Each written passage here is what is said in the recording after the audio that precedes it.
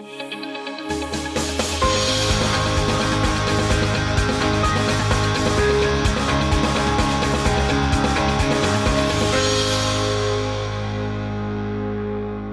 so excited to be here at CES today with Women in Drones, talking about this amazing industry and the path forward.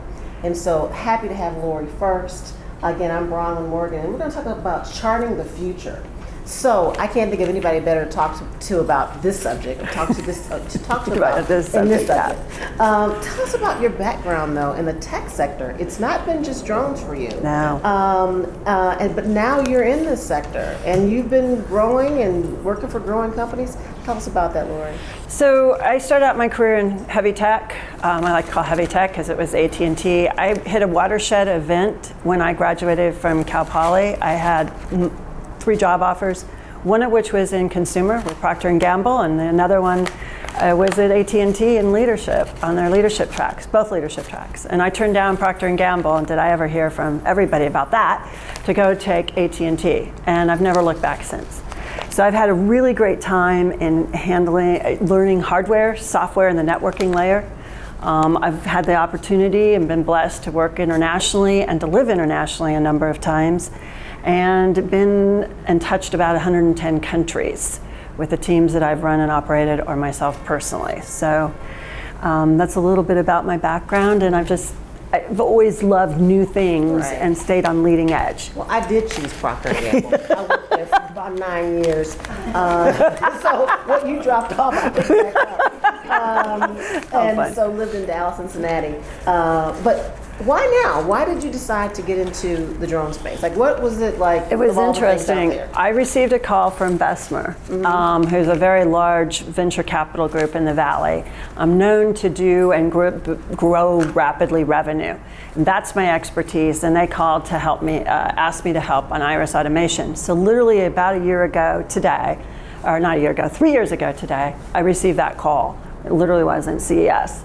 And I took it. I wanted to be able to be part of a next generation emerging technology, and I am so glad I've had that opportunity. So many of you know me from iris automation. In July, I moved over to MatrixSpace, and I'm the Chief Revenue Officer of MatrixSpace, and we're still underneath the covers a bit, but we are 30 employees strong and headquartered in Burlington. Wow. You are definitely making your way around the industry. And so one of the questions that I ask on this podcast a lot to all kinds of people, because we're still a very young industry, extremely young. I think some people want to pretend like we're further along than we are, but because we're so obviously heavily regulation driven, it's critical that we be safe. So when do you see UAS and UAM, really becoming more broad, where we can look out the window and say, there's Amazon, there's Zeo Air, there's, everybody's operating. What do you see coming when we think about charting the future? When do you think this is going to become a reality? Well, I think big reality. Well, it's a big reality this coming year. When you think about what's going to happen with package delivery, and you also see what's happening with the SPACs and Eve, Lillian, there's just so many of them. Joby, Archer. I think there's 500 different companies associated with the AM space. Oh, wow, okay. But it's huge. There's a lot of companies right now, and they're not necessarily just the big manufacturers but it's all the different subcomponents and substructures as well. I think this is going to be a pivotal year because, and I say that for twofold reasons. One of which is, no surprise, economic situation is going on right now. And so the industry must grow and accelerate in order to keep it alive in this infancy stage. But also, we just had a massive meltdown in Southwest Airlines, and I'm sure that it's going to continue to be front page news. And there's a lot of folks in the government, no surprise, looking at that.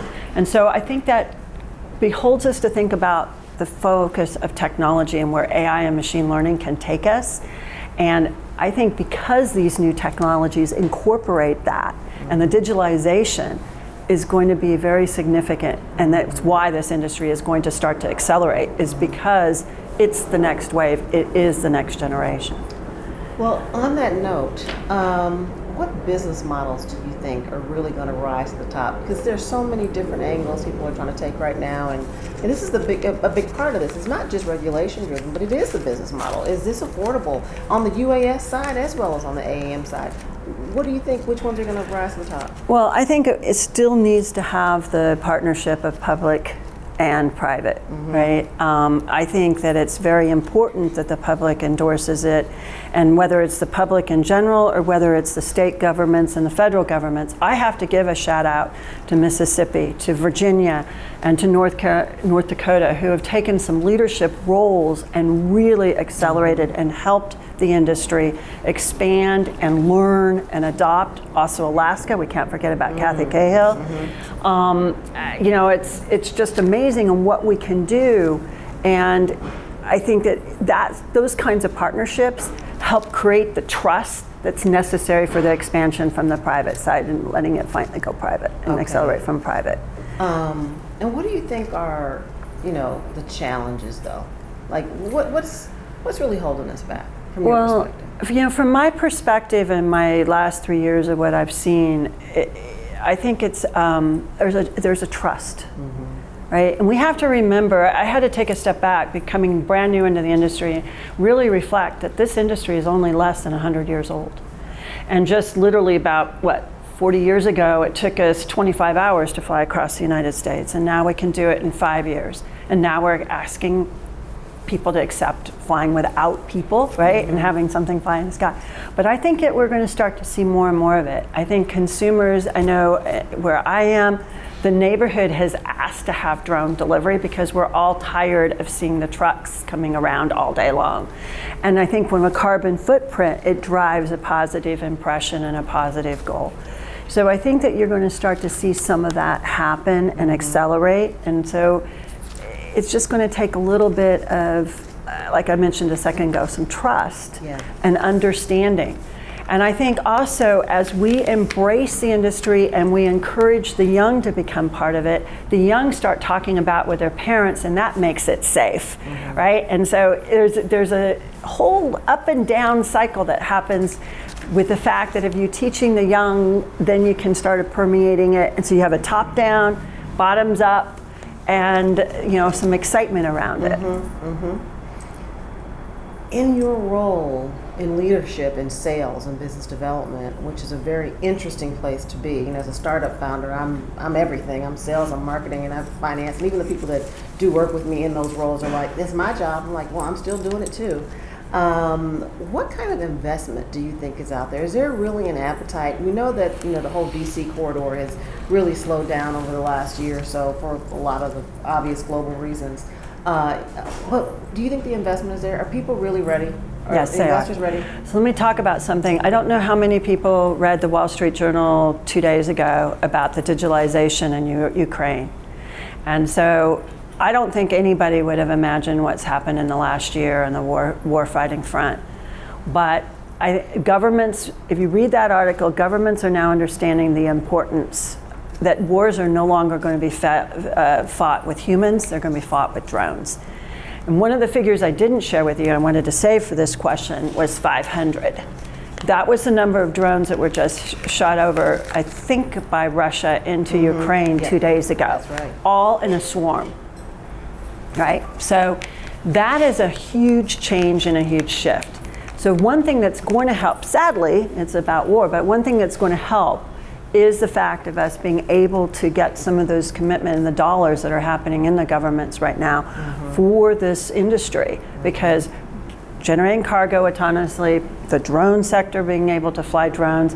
So now you're going to have pilots coming out of the military needing jobs. So we have a new cycle that we have not had before. And that is going to be a catalyst for investment, to go back to your question. You're right. The Valley has taken a step back and taken a pause, but it's not just to this industry, it's overall. It's like a snow frost right now across. But I think if you start to see pockets and understanding of where we can take this and the volume and the necessary need, not only in the United States, but globally, you're going to see some dramatic investment start to come in. And it can't be just the old companies, because as we're seeing, those are the folks that haven't adopted, embraced digitalization. Yeah. And where the future is in the digitalization and the software layer. And that's going to take us, all of our companies, and this ecosystem that I just mentioned a moment ago. Let me touch on that, because I think there's something in there I want to dive down into. So when it comes to the growth, and I've worked in innovation for a long time now. Am I hearing you say that startups are going to really lead the way here? I think so. Because that's kind of been everywhere. If you think about Airbnb with the hotel industry, Uber and Lyft and rideshare with the taxi industry, completely disrupting. And so you believe that this next rise and the real innovation that's going to move us forward isn't the big dollars, and although a lot of great, incredible experience and history, it will be startups. It is going to be startups, and it's going to be started, even if it's incubators off of major corporations, but it's going to be the startups, because this has to change. Yeah. We cannot continue to fight wars the way we've been doing it. We have to take care of things happening around in our borders. That whole cycle is requiring software. And it requires a reimagining of how we do this. And I think that's where a lot of new young energy comes into play, kind of thinking about, what would I want this to look like? As a founder myself, maybe not so much on the young side, but it is kind of, how do we think about it in a unique and different way, and understanding also what customers want. Because oftentimes, we've got a lot of solutions looking for a problem. And so I think we'll have to become razor sharp in how we address that. And I should say, it's not just all about the military. I don't want to just say defense. It's about security. It's about adopting easier ways to do our daily activities, and like I said, just taking the trucks off. And I see that some of those needs too. I mean, we're talking about schools and not having another school shooting. Well, there's new technology that is at a fifth of the price that will enable that to happen, right?